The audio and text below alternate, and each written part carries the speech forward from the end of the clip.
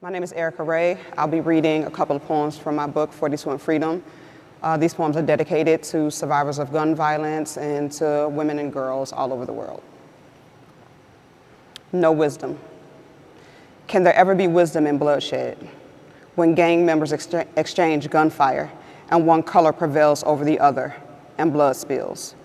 When a bullet pierces the head of a Palestinian boy as he crosses an invisibly drawn border and blood spills.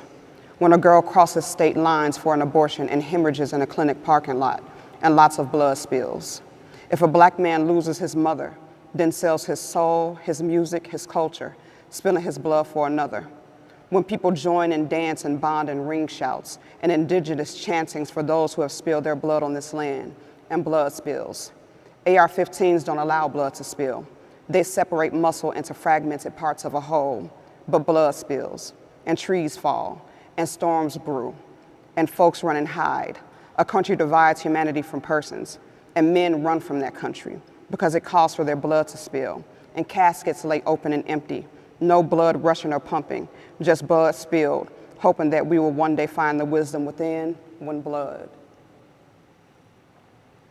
This next poem is non-existent, yes. Sometimes I wanted it, thought I wanted it. My body said I was ready, so I thought of it. Said no, and he said, shut up, bitch. And that's how I knew I didn't want it. But my heart raced underneath his, fast breaths, not from pleasure, but to shield my pain, my no. That's just what I got. No, what she gets, what women and girls get.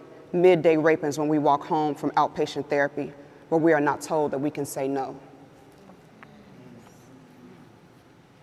No fault of my own, a dedication to April. I am not sure that I should know you, but somehow I do, and not through any invitation or fault of my own. I have memories of you, creeping around when no one was watching, fast-moving hands when no one noticed, invasions of spaces, clamors of unheard screams, you knocking at my door, beautiful as a companion, a common face, masking your rage against my femininity, the fierceness of my no. I know you, have watched you for years, showing up different but always the same, maneuvering between unsuspecting hosts, tricking souls into your space, offering food, drink, then an overpowering of a body unable to defend itself.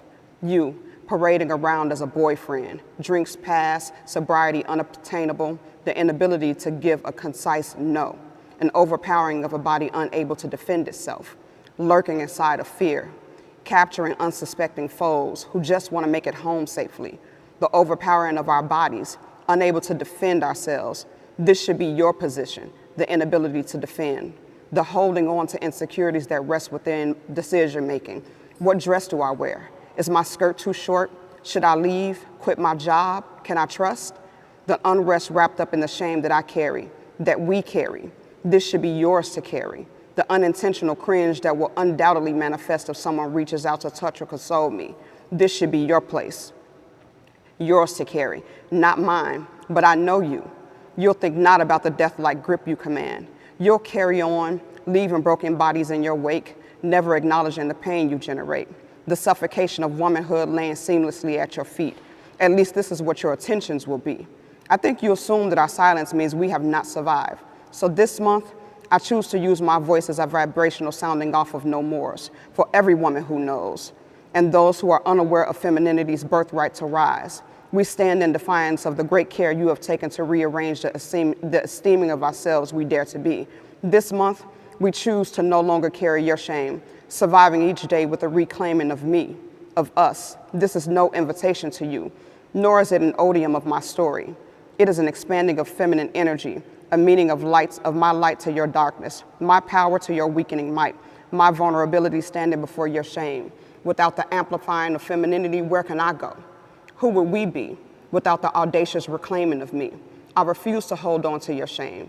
I am tired of holding on to your secrets, so these words, this letter, laced with the convergence of poetic thoughts, is a gifted closure to you, a forgiveness with a lethal dismantling of you. Because I know you, and if I don't let you go, you will receive it as an invitation to stay.